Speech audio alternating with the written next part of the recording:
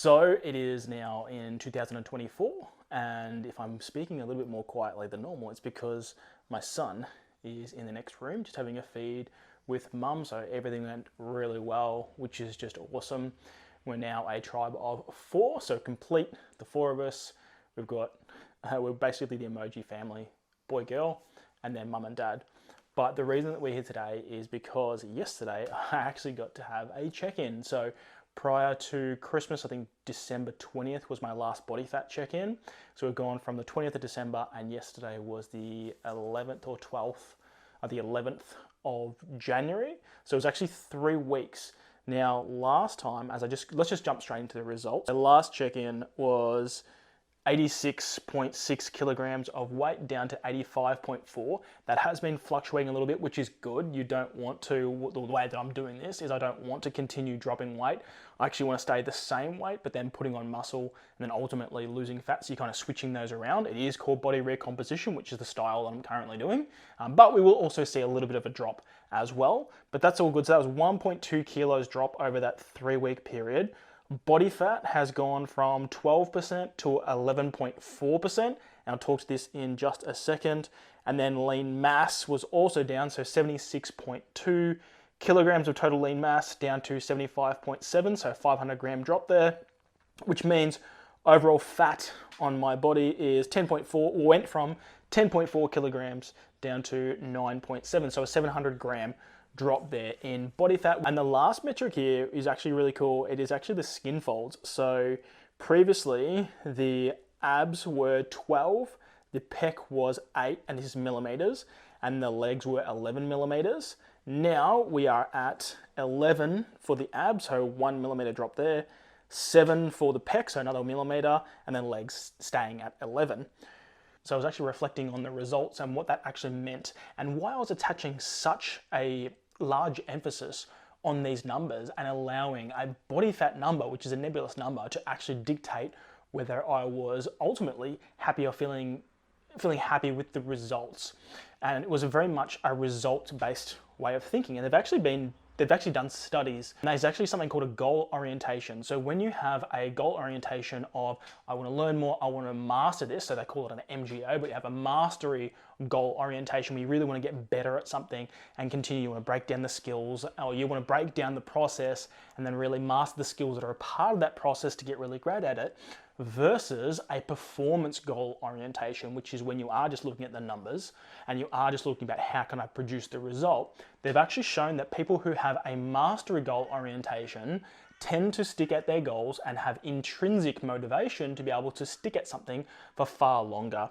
And that's really probably the biggest lesson for me, and reading that article came at the perfect time for me, because I was finding I was getting caught up inside of the performance side of things, when realistically I'm at the gym, I'm learning so much more about actual strength training. So previously I've been in and out of gyms, or in gyms for the last 15, 16 years. But this has been the biggest period of my life where I'm truly focusing on strength training, primarily as a primary goal, as well as looking better as a secondary goal. I guess that's sort of interlocked there. So it's really, but the main emphasis right now is really mastering strength training, getting control of my body. I'm just learning so much. Like, I had a technique session yesterday with my coach, and it was just so interesting, some of the intricacies that over the last 15 years I just have not ever even paid attention to, in terms of, find your feet was one of the cues, and that was basically when you're holding the squat bar, was focusing on squats, is finding the middle of the foot, which is the platform. And this is all new to me, but this is all the learnings that I'm bringing to you, that's the platform, and you want ultimately that base of support, which is your foot. You want the total of your weight, including the weight on the bar, including the weight of your body, to sit over that midfoot as much as you possibly can, because that's going to dictate how much you're going forward or backward and how balanced you are in utilizing the specific muscles, and ultimately staying safe so then I can lift for life. Should be your goal as well, is we want to lift as safely as possible, as heavy as possible, so we can continue and maintain this process throughout our lives. And so I was doing this strength technique session, and so many different cues, and it's so common knowledge to maybe someone that's been doing this for many, many years, but I'm just learning so much. And then I take that back and I think, okay, do I want to have a mastery goal orientation where I am learning and I'm looking at my results and the takeaways that I'm getting along the way, and I'm actually journaling about different things and how I can actually master this thing called strength training and get better and work with different people and research. And even look at my YouTube history, it's totally changed around the nerding out topics of what that actually looks like, versus purely a performance goal orientation, which is I need to be 10% body fat, I need to hit these numbers. And what they found is when you do have that performance goal orientation, you can actually be a lot more susceptible to critique. You can also, if you're not getting the results that you want, you can end up being disheartened and then fall off the wagon ultimately. And ultimately looking for an external stimulus to keep you motivated. Whereas I really want that, and I'm finding that the more I get into it, that it's just so much easier and so much more sustainable to have that mastery goal orientation. So I can actually leave a link to the article below if you are interested in checking that out further. And while I don't think it's all just mastery goal orientation and purely or performance goal orientation, I think it's good to have a mixture of both and fluctuate between, well, not even fluctuate, but I love being able to master something, but ultimately I do want to be able to obtain a result. So I think it's about mixing both of those together. So currently in a deficit, what does it look like for another 3 weeks, and maybe even drop that deficit a little bit lower, strip off a little bit more fat at the expense that you run the risk of stripping off a little bit more muscle. Your performances won't be as good in the gym, but you will be able to lean out further, or just take a little bit more time and then ultimately you'll be able to continue doing it that way, or build out some strength and then do another mini card and whatever's perfect. So for me, I had a bit of a think about it. I'm actually going to drop the calories for the next 3 weeks, drop them down to 2,300, and I've got the breakdown here. I'll just read it out. The breakdown is, so the new breakdown is 215 grams of protein, 225 grams of carbs, and 60 grams of fat.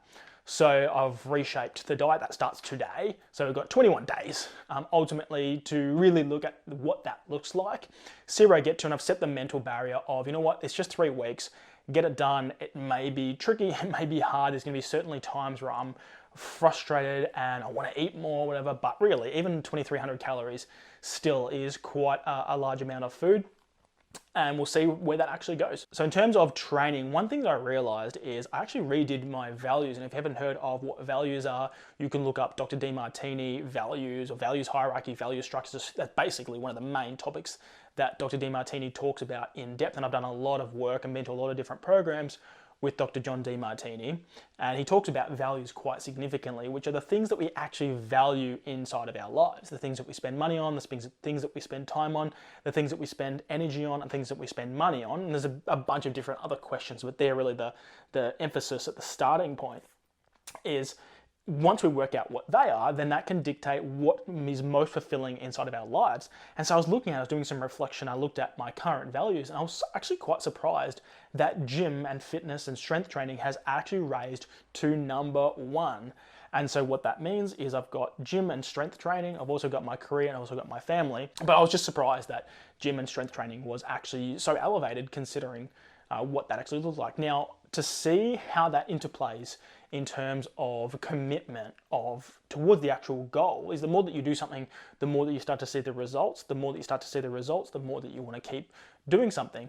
And so I've now upped my training to 4 days per week. I'm hoping that the sessions will actually drop down from an hour 20, hour 10, hour 20, and they'll be able to drop down under an hour each, but they'll be able to increase the frequency, maintain that intensity, and really see what we can do, not just over these next 3 weeks, but over the next 12 months. So it's January now, so a really good time to check in, see where I'm at, and then be able to continue to proceed onwards from there. So that's a little way of an update.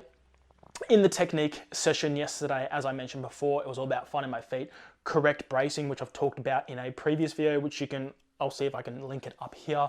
You can see how important that is, because what happens was I used to have a bit of a dip in my squat. So when I'd come down, I would favor one side, and I thought it was because of a lazy glute. I've had multiple different times at physiotherapists and really start to work on some of those lazy muscles that aren't engaged, and there was a factor of that. But what I actually found is when I really switched on my glutes, my bracing, really got that correct technique and all the different subtle cues that you can only get when you train with a strength coach. Because I've never really had a strength coach before, particularly not in person. I've had bought programs off people, but I've really only ever trained by myself for the most part. But now that I'm really getting into it and have hired a coach to be able to break down everything and give me direct feedback on what exactly I'm doing wrong, which, by the way, is the most powerful form of feedback, is direct feedback. Even though it hurts your feelings at times, you've got to get over it, because that's the ultimate way to move forward as quickly as possible, be as direct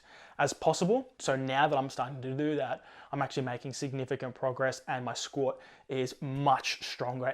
I'm bracing properly, I'm breathing properly, it's much more symmetrical. And so now it's feeling like I'm actually starting to move forward and progress, which I know in my last video I said that my word for the year was serve. Well, I'll definitely still be serving. My word for the year is actually progression. So I want to see progression and measuring progress in all the different areas of my life, but day on day, week on week, month on month, and then year on year. Progression is the theme for the year across finances, across fathership, if that's a word, across my athletic training, my strength training, and any area of my life. I want to be able to consistently see that progress. And look, that's the goal. So there might be times where there may be slower progress or minimal progress in comparison, but that's just how we're going to go about it. So that's a little way in terms of an update. If you want to see my training or whatever that looks like, if that's interesting to you, you can check out any of the videos up here. So the next 3 weeks will just be purely focusing on maintaining that calorie deficit, seeing how I'm feeling, seeing how I'm looking, and then after that 3-week period, pump back into a strength phase, which I'm actually really excited about, to be able to build up that strength at a lower body fat percentage and see where actually I can take this. All right, until next time, see ya.